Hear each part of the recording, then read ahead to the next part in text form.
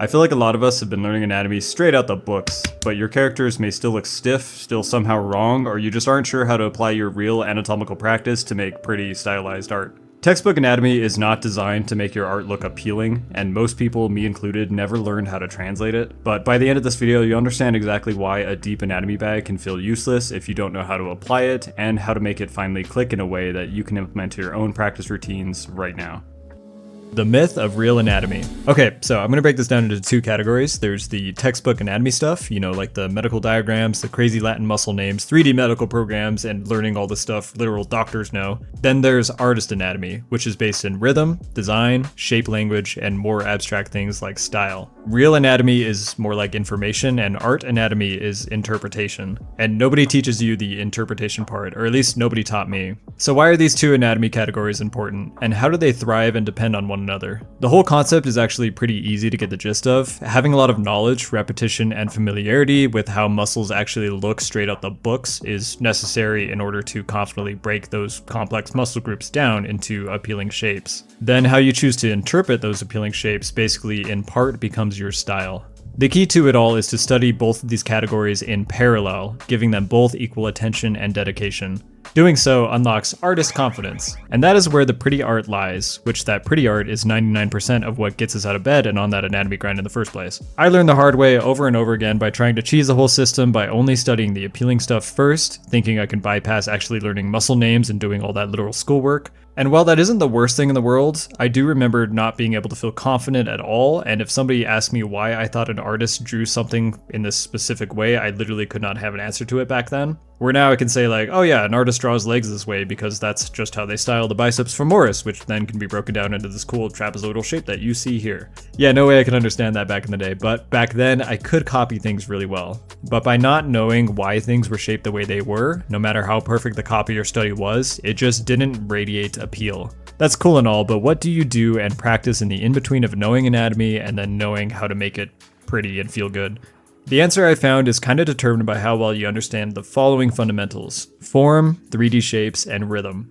So let's dissect it all under a big old microscope. Why your anatomy doesn't translate. Most of us, me included, find ourselves in a position where we don't know what to work on, but have been told it's anatomy, so we hurl ourselves into it and work on deciphering it all by doing study after study, all in attempts to make it look just like the picture. That's not bad in any means, and it's how I gained and retained a lot of this knowledge, but I never considered things like design priorities while studying. Generally, widespread appeal comes from shape, rhythm, and other things like value and contrast, which is for later videos, but the most important thing to remember is appeal does not come from accuracy, necessarily. There are exceptions to this, of course, because art is subjective by nature, and it's why hyper-realistic anatomy studies can still go hard as hell. But by thinking and studying anatomy first, style and appeal second, you may find yourself feeling stuck on how to translate, or more importantly, combine one anatomy category with the other. The reality is that the two must evolve together. If your goal is appealing characters, studying anatomy in a vacuum will never get you there. It will for sure help though. But what are some ways we can balance those two categories? I think it's vital to always have your end game or goal as an artist at the helm at all times. So ask yourself what it is you want to understand art fundamentals for, be it illustration, concept work, character design,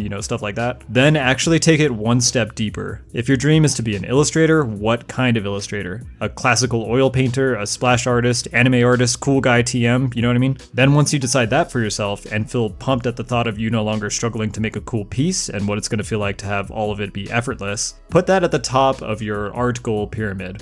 But here's the scrotum ripper. Don't wait until you climb this pyramid before you start doing the thing you set out to do. For me, this is how I ended up working passively on that second anatomy category, which is artistic anatomy. If you haven't seen it already, go ahead and check out my 6-month anatomy routine video because I cover all of this in way more depth over there. But by working on what you actually want to do in tandem with your studies, you work on both of those categories in parallel, which is the mother goose. It's putting the lotion in the basket and it's all that good. You'll find that your studies will be used for what they're meant for, which is improving the work you actually want to make, rather than the other way around of just trying to make the most perfect or nicest looking study. That's the goal anyway, right? And if you work on both together as one, your studies will end up looking fine as hell, just like your personal work. So it's better for everyone in the end. Part 3, the aesthetic side of anatomy. How do we make anatomy beautiful? I'll start this by saying I don't know every muscle in the human body by name. I know most though, and more importantly, I know their shape and proportion in relation to everything else. I know it enough that I can change up those proportions and shapes to still make it read as cool or whatever. And that's essentially the whole saying of like, you know the rules so you can break them type shit.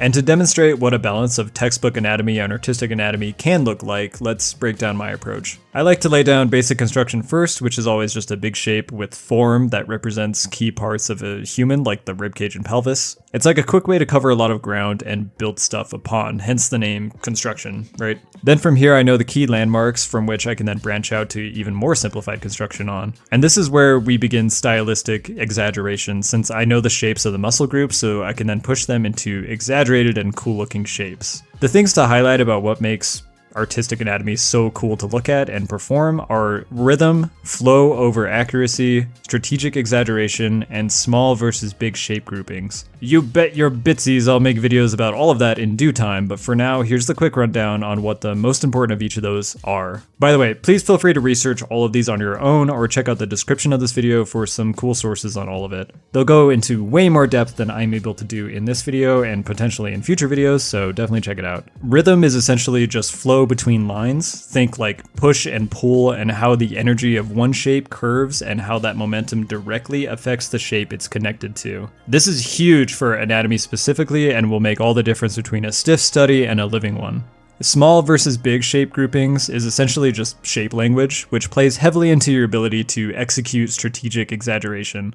I use a lot of triangles, trapezoids, and rectangles. These shapes are my family, they're all that I have left, and that's okay because they are incredibly descriptive in regards to form. I also follow the art law of BMS, Bill Myself. That is big, medium, and small. If you have shapes next to each other or interacting with one another, try to keep in mind this philosophy. Make one big, one medium, and one small, or any of those in any order. Do this and your art will automatically just look better. I still don't get why that is, but it's an instant and free Zenkai boost, so just eat it right now. The other is simple versus complex, or simple and complex. This basically is to make one element of something simple and the other complex, and to have them in direct contrast with each other. An example of this can be shown with silhouette, like this here. This part is a bit complex and the other bit is a little not complex, you know what I mean? That is such like a simplification of what that is, but here are some other examples of where I use it in my illustrations.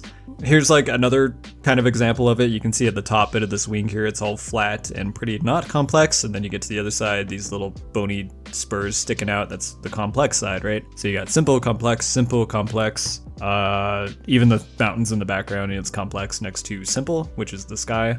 And because you can use just about any piece of art, illustration, drawing, or whatever to demonstrate these sort of philosophies or fundamentals, if you want to call them that, it really shows just how abstract they can be, right? But anyway, these all compound and directly affect and play with each other. Not to mention, it's pretty cool once you start to get a feel for how it all works together. If you're just starting out, it's totally okay to feel overwhelmed by all of these things, and you do not have to study each of them separately to understand them. Just focus on what you want to improve or what you want to do, and do that with full intention to improve, and you will. And also bonus, you will level up all of this passively anyway. But here are some anatomy-specific actionable steps that you can implement into your workflow right now. The 3 levels of useful anatomy. Level 1, alright, this is form plus anatomy, which just basically makes up your whole foundation. So getting into this further, that's just cylinders, boxes, and proportional landmarks. 80% of appeal and ease comes from these, baby. Keeping the form simple and descriptive is a great way to keep everything together and not looking flat. Breaking down anatomy this way also helps you better understand it, as you are acknowledging that each shape is actually 3-dimensional. And by shape, I'm meaning like individual muscle too. Keeping the form simple and descriptive is a great way to keep everything together and not looking flat. Breaking down anatomy in this way helps you better understand it, as well as you are acknowledging that each muscle is actually a 3-dimensional shape.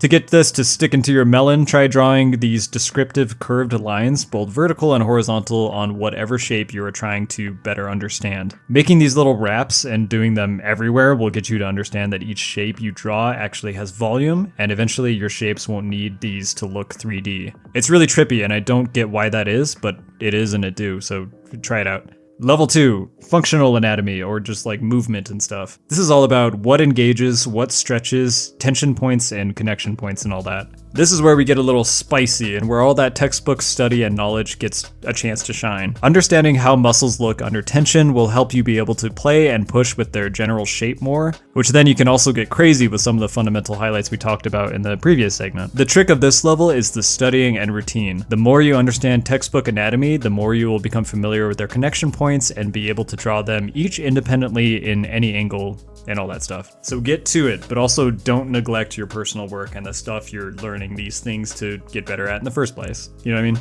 Level 3, stylistic anatomy. Alright, so I'm not the best at this yet, but I'll explain it all by showing you how I exaggerate stuff. Starting with what I simplify. So I simplify everything into their basic shapes, like cylinders for legs and arms, and boxes for the pelvis, and all stuff like that. And I personally like to have a balance between curves and hard edges. Breaking things down into simple shapes allows me to further push those other things like shape design and stuff like that, so these simple shapes can actually have a little bit of stank to them or a little bit of wonkiness, and that actually boosts appeal. That appeal is most apparent when I'm drawing calves. The thigh is generally pretty round and curvy, but then the calf, you really just get to pop it and sharpen that thing up. This gives you all that contrast between simple and complex, as well as provides a lot of ample room to experiment with the shapes and just really push things. This is where textbook knowledge becomes your art, and what you choose to make look iconic is up to you. And if you're ever stuck, and if you want to push something more but don't know how to do so, remember that you can always go back and look at how the thing that you're trying to stylize actually functions and looks. So hit the books, know the shape, push the shape, realize you don't know the other shape, hit the books again, and repeat. Yep. Now let's jump to what you can do today to actually get all this installed into that big wrinkled dome of yours. Part 5, how to study anatomy a little more efficiently. Alright, so here's an actionable system you can use to minimize the amount of time you may be stuck applying textbook knowledge to appealing artistic anatomy. Step 1, study the real thing. And remember, what you need to retain and understand this information may be different for everyone else. For me, it was really helpful to literally memorize the names of the muscle groups, because if I could name the beast, I can kill it. So my studying was a lot of me saying the name of the muscle in my head over and over as I drew it over and over. But be sure to study in whatever way works best for you to really understand these shapes. Step 2, make some personal work or fun art after you study. Or before you study, you know, like whatever. Just be sure to do it. This one is big, and by already working on something that you enjoy working on, you not only get a perfect opportunity to apply those studies, you're also working on developing textbook anatomy and artistic anatomy in parallel. So big W's across the board. Step 3, ask what looks better, not what looks or is correct. I cannot tell you the number of times I opted out of a creative decision because it wasn't right or anatomically accurate. Even though I felt and was seeing with my real eyeballs that what I was doing did look cool, I decided it wasn't because I didn't know the muscles there or something like that. So don't be afraid to play around. It's fine to not know something, and here's a hot take, this is something I'm realizing more and more each day after doing this my whole life. That is, every single artist that has ever lived has their own way of cheesing shit, and we sum all of that up and define it as style. That's not to minimize any efforts at developing art fundamental knowledge to like an insane degree or whatever, but I genuinely don't think there is or has ever been anyone alive who is completely perfect at every single fundamental, or that needs to be. I think you learn enough to where you feel free and confident to make the art you want to make, and then just enjoy making art. Or rather, you keep growing in a direction that is no longer academic, but a better and more complete expression of who you are. What was I saying? Oh yeah, always do what you feel is best. Big upsetty point of mine is when I listen to others instead of myself, and it has always led to big yikes and wasted years.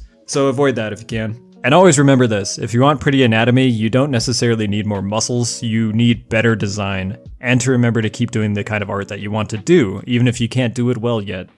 Alright, if you got anatomy questions, drop them in the comments. Not only do I read every single one, but I pull the best questions into future videos. This whole video was because of a comment. So if something clicked for you today, or still doesn't make any sense, let me know and we can figure it out together. Also, if you want to put all this anatomy stuff into practice immediately, join our monthly poise challenge.